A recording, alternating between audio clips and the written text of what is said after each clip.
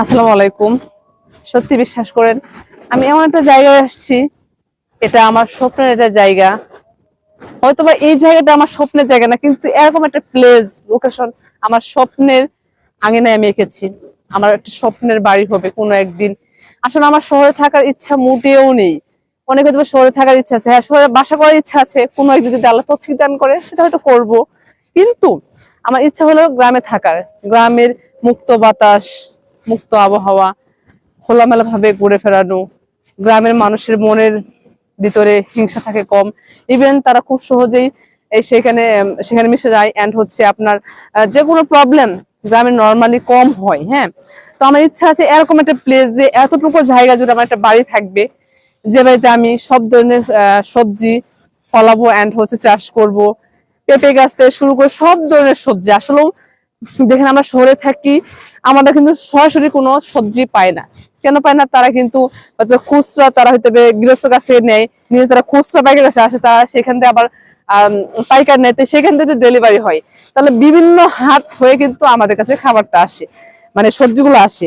আমি চাচ্ছিলাম যে আমি আমি বিক্রি করি বা না করি সেটা দেখার বিষয় না, কিন্তু আমি যেন অন্তত ফ্রেশ টাটকা সবজিটা খেতে পারি, যেটা আমরা খেয়েছি। গ্রামে থেকেছিলাম, আমরা গ্রামের মেয়ে।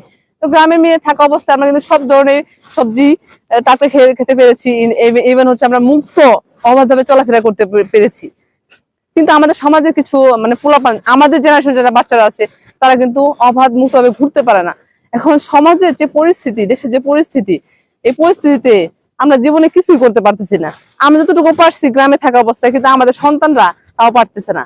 তো সন্তানের কথা চিন্তা করে আমাদের প্রত্যেকের উচিত অন্তত ছোট থেকে তার শৈশবটা বেড়ে ওঠা পর্যন্ত গ্রামে করা উচিত। কারণ তারা গ্রামের এই যে খেলাধুলা, পুকুরে গোসল করা, তারপরে নিজের হাত দিয়ে সবজি পেরে খাওয়া, টাটকা সবজিটা তাদের খাওয়া উচিত। আমি মনে করি আমরা যে ফিলটা করেছি, এই ফিলগুলো কিন্তু বাচ্চারা করতে পারে না। তো আমি যেটা রিয়েলাইজ করি, আমাদের অনেকগুলা বন্ধু বান্ধব ছিল, তাদেরকে নিয়ে সবাই মিলে একসাথে হচ্ছে আমরা খেলা করছি। গুলা থেকে শুরু করে বৌসি, কানামাছি, পুকুরে গুছু করা, মানে বৃষ্টি দিনে ভিজা, এগুলো আমাদের নর্মাল হইতোই। এমন হয়েছে অনেক গাছের একটা পেঁপে অথবা কলা, তারপর কাঁঠাল পেরে খাইছি, একটা মজা, জাস্ট মজা করছি। ঠিক আছে, তো এই জিনিসটা কিন্তু আমাদের সন্তানরা মিস করতেছে।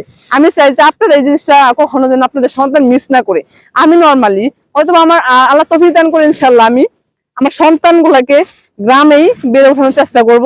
যখন তারা একটা বড় হবে, স্কুল কলেজে দিতে হবে, তখন তারা পড়াশোনা করলো, কিন্তু অন্তত আইসি যেন 2টা দিন বাড়িতে তারা রেস্ট নিতে পারে, মুক্ত বাতাসে তো ঘোরাফেরা করতে পারে।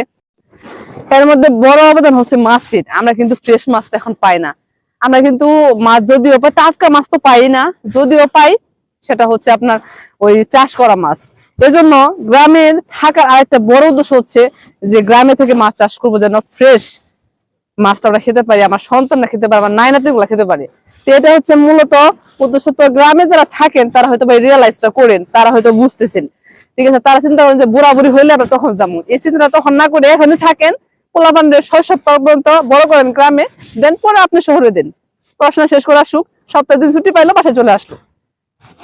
তো যাই হোক, এটা ছিল আমার বলার উদ্দেশ্য। সবাই দোয়া করবেন আমার জন্য। আমার মানে বড় লোক হয়ে গেছে ইচ্ছা নাই, অনেক টাকা পয়সা আমার দরকার নাই, যাতে আল্লাহ আমাকে কোনোভাবে বাঁচা তৌফিক দান করে, একজন আমার ছোট্ট একটা স্বপ্ন যেন আল্লাহ পূরণ করে।